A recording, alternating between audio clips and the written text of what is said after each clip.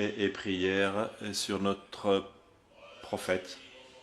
Paix et prière sur lui, sa famille, ses compagnons. Que Dieu protège nos leaders, nos professeurs.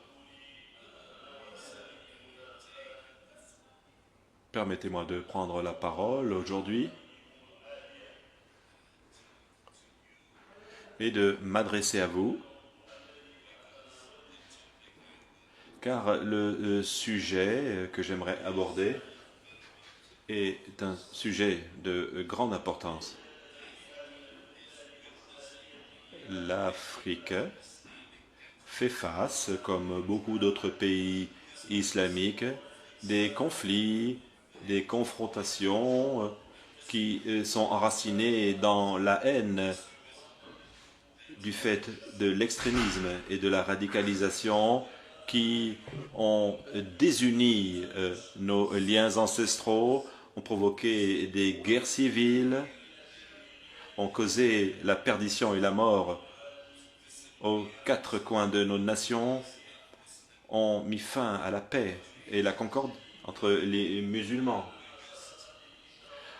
À ce titre, le problème principal est que ce qui a été dit est un problème entre les musulmans, car aujourd'hui nous parlons du problème du takfir, la division qui nuit aux groupes, aux tribus, les unes contre les autres. Certains groupes pensent que les autres sont des impies, des infidèles, des kafirs. Et certains groupes pâtissent de cette situation, où des victimes meurent. Ainsi, beaucoup de pays comme le Burkina Faso, comme les pays de la zone sahélienne, vivent au milieu de ce chaos. De plus, il convient de souligner que la charia a été promue pour que les gens puissent vivre dans la bonne entente et la bonne concorde. La question la plus importante est de comment pouvoir renforcer et promouvoir la paix et ainsi mettre fin au discours de haine qui mène à la guerre civile sur notre continent africain. Et la réponse à cette question pourrait être résumée de la manière suivante.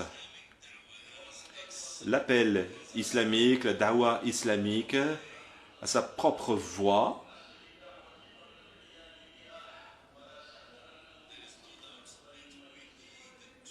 sans aucun doute. Nous devons travailler d'arrache-pied pour travailler et nous inspirer de la parole divine.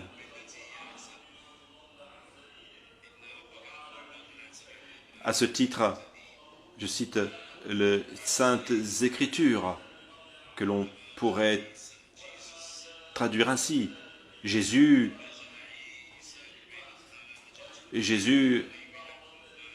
a eu une action prépondérante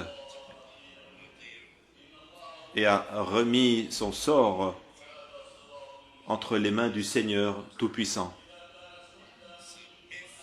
En conséquence, si nous utilisons ces outils,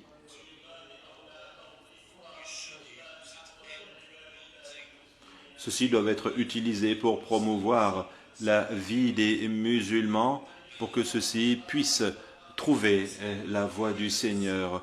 Les différentes opinions font partie de la vie et les questions sur lesquelles nous travaillons peuvent voir surgir des opinions différentes. La paix peut être consolidée en renforçant la voix de Dieu et sans avoir à faire fi des efforts qui doivent être redoublés. Ainsi, si Dieu le veut, nous pouvons ne promouvoir qu'une seule nation.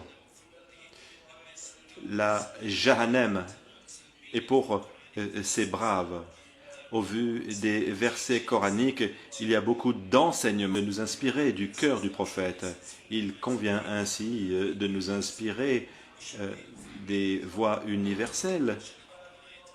Il faut également promouvoir la sagesse, éradiquer le discours de haine et l'extrémisme qui ne pourra le sens de paix dans l'islam et les leçons qui peuvent être apprises en croyant uniquement en Dieu comme qui sont sur la voie juste, n'ont rien à craindre. Et dans les hadiths, le prophète a dit qu'on répondit oui, s'il te plaît, propagez la paix, et vous n'aurez jamais accès au paradis tant que vous n'aurez pas propagé la paix. Ainsi, ses disciples lui demandèrent, pouvons-nous faire cela avec de la miséricorde? Le prophète répondit qu'il parlait de la miséricorde générale.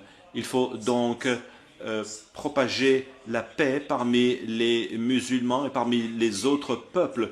Et nous savons que l'islam n'a pas atteint ce continent d'une manière violente. Ainsi, nous devons, en conséquence, à cause des incompréhensions, des guerres civiles ont eu lieu.